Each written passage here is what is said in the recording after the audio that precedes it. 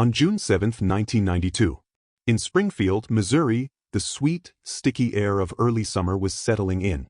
High school graduation parties were winding down, and the sounds of laughter were fading into the quiet hum of a Midwestern night. Families were home, doors were locked, and the future felt as wide and open as the Missouri sky. It was a night just like any other. But in one small house on Delmar Street, the night was anything but ordinary. By the time the sun came up that Sunday morning, 3 women, a mother, her daughter, and a friend, would be gone. They vanished from a home that should have been their safe space, leaving everything behind as if they'd been erased from existence. The only clue to the nightmare that was just beginning? A single, shattered glass globe from a porch light, lying in pieces on the front step. It was a silent, broken witness to a mystery that has baffled investigators and haunted a community for over 3 decades. This is the story of the Springfield Three, and how a perfect night of celebration dissolved into one of America's most chilling and perplexing unsolved cases. To really get the depth of this mystery, you have to understand the people at its center and the normal, vibrant lives they were living right up until the moment they weren't. June 6, 1992, should have been one of the happiest days for Suzie Streeter and Stacy McCall. At 19 and 18, they had just graduated from Kickapoo High School. The world was at their feet. The day was full of all the celebration that comes with a diploma, marking the end of one chapter and the exciting, unknown start of another. Stacy McCall was known by everyone as bright and bubbly, a girl with a future that seemed as radiant as her smile. She had a sharp artistic eye and was excited to see what came next. Suzie Streeter was her close friend, a fun-loving spirit who was training to be a cosmetologist, just like her mom. Suzie's mother was Sherrill Levitt. At 47, Sherrill was a dedicated single mom and a talented cosmetologist at a local salon. She and Suzie were incredibly close, and their home at 1717 East Delmar Street was a reflection of Sherrill's meticulous and caring personality. She was a true homebody, always working on little projects to make her space her own. Standing at just 5 feet tall, she was a petite woman with short, bleached blonde hair, living a life that was quiet, stable, and centered around her daughter. That Saturday, after graduation, the girls were ready to celebrate. It was a rite of passage. They bounced between a few graduation parties, soaking it all in. According to Stacy's mother, Janice McCall, their first plan was ambitious. They and their friend Janelle Kirby were going to drive 45 minutes south to the tourist town of Branson, stay in a hotel, and hit the Whitewater amusement park the next day. A classic post-graduation adventure.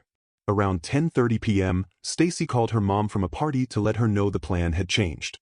The Branson trip was off for the night. Instead, they'd all just crash at their friend Janelle's house. Janice was relieved they wouldn't be making the late-night drive. She told Stacy to be safe and that she loved her. It was the last time they would ever speak. The new plan was to meet up the next morning around 8 o'clock to head to Whitewater. The girls kept party hopping, with their last stop being a friend's house. From there, Suzie, Stacy, and Janelle headed to the Kirby house as planned. But when they got there, they found it was packed with out-of-town relatives who had come in for the graduation. There just wasn't enough room for them to sleep comfortably. It was in that moment that a final, fateful decision was made. Around 2 a.m. on June 7th, Suzie and Stacy told Janelle they would just head to Suzie's house on Delmar Street instead. It made sense. Suzie was excited to show Stacy the new king-sized waterbed she just got. It was a simple, logical change of plans, a decision made for convenience that no one could have possibly known would seal their fate. They were last seen driving away from the Kirby residence around 2:15 a.m. Meanwhile, back at 1717 East Delmar, Sherrill Levitt was having a quiet night in, refinishing a chest of drawers. She'd spoken to a friend on the phone around 11:15 p.m., talking about her plans to paint the furniture. Everything was completely normal. She was probably expecting Suzie home eventually, but she had no idea Stacy would be with her. When police later examined Sherrill's bed, it looked like it had been slept in. It seems she went to bed that night, totally unaware that her daughter and her daughter's friend were on their way, and that something sinister was lurking in the darkness of her own neighborhood. Sunday morning, June 7th, arrived with the promise of a fun day at the water park. Janelle Kirby, the friend Suzie and Stacy had left just hours before, started to wonder where they were. When morning turned to afternoon with no word, Janelle and her boyfriend decided to drive over to the house on Delmar Street. What they found was instantly unsettling. The first thing they noticed was that all 3 women's cars, Sherrill's, Suzie's, and Stacy's, were parked outside. That was weird. If they'd gone somewhere, wouldn't at least one car be gone? As they walked up to the front door, they saw it. The glass globe from the porch light was shattered, its pieces scattered across the welcome mat. Thinking it was an accident and not wanting anyone to step on it, Janelle's boyfriend swept the glass aside, an innocent act that may have wiped away the single most important piece of evidence in the entire case. They knocked, but no one answered. They called out their names. Silence. Finally, they tried the doorknob and were shocked to find it was unlocked. They stepped inside, calling out again. The house was still and unnaturally quiet. The scene inside was a picture of a life interrupted. Susie's little Yorkshire Terrier, Cinnamon, was there, yelping frantically, as if it had been left alone and terrified for hours. The TV in the living room was on, flickering with snow from a channel that had signed off for the night. In Cheryl's room, her bed looked like it had been slept in, her book and reading glasses resting on the nightstand. In the bathroom, it was clear the girls had made it home and started to get ready for bed. Damp washcloths lay near the sink, and it looked like they had started to take off their makeup. But it was what was left behind that screamed that something was wrong. Lined up neatly on the floor were 3 purses, Cheryl's, Susie's, and Stacy's. Inside were their wallets, cash, credit cards, and IDs. Their car keys were also in the house. Cheryl's cigarettes and lighter were on her nightstand. Everything you'd need to walk out the door was still there. It was as if they had simply vanished into thin air. While Janelle and her boyfriend were in the house, the phone rang. Janelle answered, hoping for good news. Instead, a man's voice on the other end made a series of crude, obscene comments. Shaken, Janelle hung up. He immediately called back. She hung up again. At the time, she wrote it off as a disgusting prank, but investigators have always wondered if it was the perpetrator, taunting anyone who might be looking for them. It was then Janelle noticed the answering machine light was blinking. She pressed play. Another friend who was there later would describe the message she heard as strange and disturbing, though she couldn't remember the exact words. Panicked and overwhelmed, Janelle accidentally erased the message when she tried to play it again. Police have said publicly that they believe that erased message could have held a vital clue. Was it a message from one of the women? A wrong number? Or a message from whoever was responsible? To this day we'll never know. Worried sick, Janelle called Stacy's mom, Janice McCall. When Janice and her husband arrived, the scene of quiet normalcy and missing people confirmed everyone's worst fears. This wasn't a case of teenagers being irresponsible. Something was terribly wrong. After a flurry of calls to other friends and family, and with no one having seen or heard from the women, Janice McCall called the Springfield Police Department. The report was filed, and one of America's most haunting mysteries officially began. When Springfield police arrived at 1717 East Delmar Street, they walked into an impossible situation. There was no obvious crime scene. The front door was unlocked, but there were no signs of a break-in.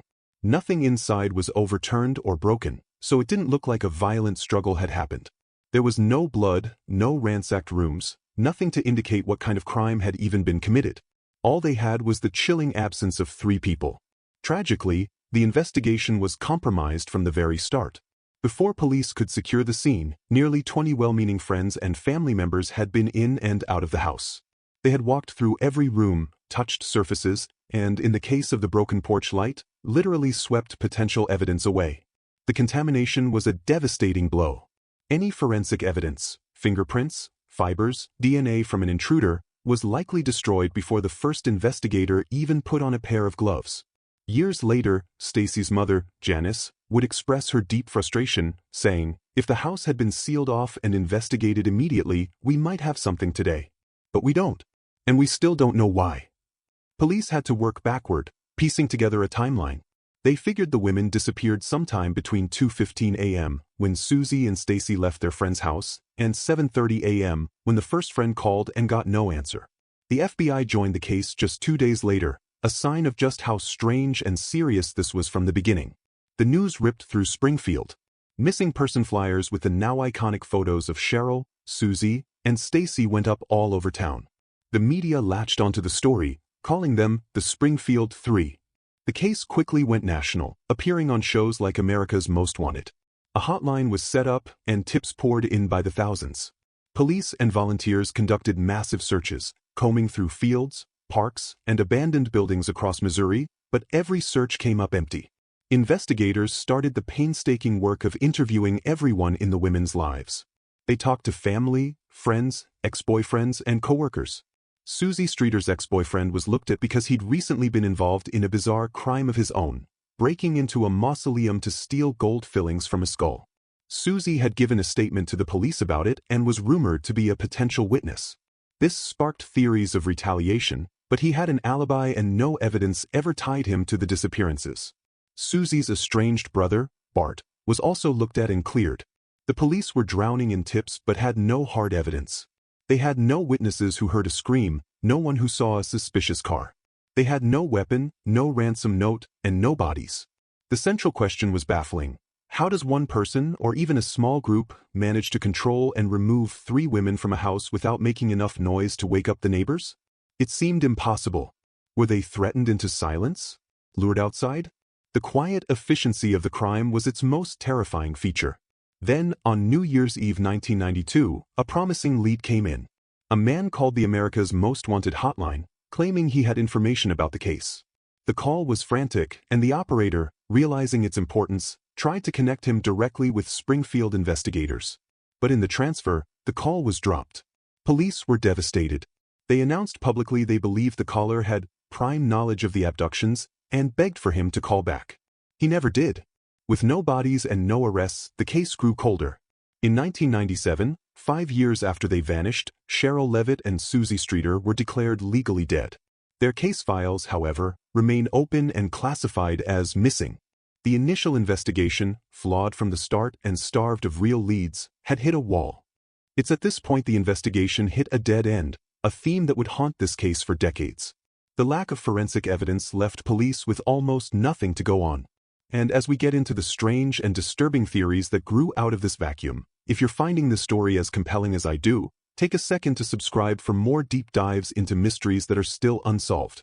In the total absence of evidence, theories about the Springfield Three have swirled for over 30 years. They range from the plausible to the bizarre, each one trying to explain the unexplainable. The first theory, that the women left on their own, falls apart almost immediately. They left their cars, purses, money, and IDs. Sherrill left her cigarettes. The girls left their makeup. People who run away pack a bag. They take their cash and their keys. This wasn't a getaway, it was an abduction. But that leads to 2 possibilities. First, a random crime of opportunity. Maybe a predator was just cruising the neighborhood, saw the girls arrive home, and decided to strike. The broken porch light could fit here. Maybe the attacker broke it to create darkness, or maybe one of the women heard a noise and was confronted on the porch, shattering the light in a brief struggle. The problem with this theory is the logistics. How could one person control 3 women without any of them screaming or fighting back hard enough to leave evidence or wake up the neighbors? The second abduction theory is that it was a targeted attack, that one of the women was the intended victim, and the other 2 were just in the wrong place at the wrong time. This is especially compelling because the girl's decision to go to Suzie's house was a last-minute change of plans. The killer couldn't have known for sure that Stacy would be there. This has led many to wonder if Sherrill herself was the target. But by all accounts, she was a quiet woman with no known enemies. Over the years, a few names have come up. The most prominent is Robert Craig Cox. At the time of the disappearances, Cox was a convicted kidnapper and robber living in Springfield. In 1996, while in a Texas prison for another robbery, he gave a chilling interview to a journalist. Cox claimed he knew the Springfield Three were dead and buried and that their bodies would never be found. He taunted police, saying he'd tell them what happened after his parents died, but refused to give details unless he got immunity. His then-girlfriend told police he had come home unusually late that night. But Cox has never offered proof, and most investigators think he's a manipulative liar just inserting himself into a famous case for attention. He became eligible for parole in March 2025, but it was denied in June 2025. With his next review not scheduled until 2030. But perhaps the most enduring theory doesn't involve a person, but a place. For years, a tip has circulated that the women's bodies are buried under the south parking garage at Cox Hospital in Springfield. The garage began construction about a year after they vanished. In 2007, a crime reporter brought in an engineer to scan a specific corner of the garage with ground-penetrating radar. The results were explosive. The radar detected 3 anomalies under the concrete that were roughly the same size and consistent with a grave site location. The placement was chilling. 2 of the shapes were parallel, with the third lying perpendicular, as if 3 bodies had been laid to rest. This discovery gave the families new hope. However, the Springfield police have remained skeptical. They've pointed out the tip was never substantiated and that construction started long after the disappearance, making it an unlikely place for a killer to dispose of bodies in a hurry. The cost of excavating a hospital parking garage has prevented authorities from ever digging. So the question remains, are the 3 women buried in plain sight? Or are the anomalies just another false lead in a case full of them? More than 3 decades have gone by. The world has changed, but for the families of Sherrill Levitt, Suzie Streeter, and Stacy McCall, time is frozen. Their lives are split in two, before June 7, 1992, and the agonizing, unanswered after. Of all the family members, Stacy's mother, Janice McCall, became the public face of the fight for answers. She refused to let the world forget. For years, she pushed authorities, hired PIs, and spoke to any reporter who would listen, keeping the story alive. She kept the women's rooms exactly as they were, a heartbreaking shrine. Janice passed away in 2024, never getting the answers she fought so hard for. The search now falls to the next generation of the families, who still hope for a breakthrough. The Springfield Police Department officially classifies the case as open, though it is very cold. They still get tips, but they admit that without new evidence or a confession, the case is stalled. Modern technology like DNA testing offers hope, but without a body or a crime scene to get DNA from, those tools are mostly useless. The Springfield Three has found a new life online. It's a cornerstone of the true crime community, picked apart in countless podcasts and forums. This public attention is vital. It keeps pressure on law enforcement and ensures the names Sherrill Levitt, Suzie Streeter, and Stacy McCall are never forgotten. It makes sure that if someone, somewhere, knows something, they are constantly reminded that people are still looking for the truth. Age progression photos have been released, imagining what the women might look like today, a haunting glimpse of lives they never got to live. The small house on Delmar Street still stands, a quiet monument to the mystery that started inside. For the city of Springfield, the case is a permanent scar, a local story that became a national cautionary tale. So we're back where we started, outside a small house at 1717 East Delmar Street. Over 30 years ago, on a warm summer night, 3 women walked into this house and were never seen again. They left behind their cars, their keys, their money, and their futures. They stepped out of their lives and became a ghost story whispered in the heartland. The questions that tormented investigators in 1992 are the same questions that haunt us today. What happened in that house between 2 a.m. and 8 a.m.? Was the broken porch light a clue, or just a coincidence? What was on that strange and disturbing answering machine message that was so tragically erased? Was this the work of a meticulous predator, or something else entirely? And the most agonizing question of all, where are they? Decades later, the fate of the Springfield Three is a dark void, a chilling reminder that sometimes people can just vanish. The case endures because it feels so terrifyingly normal.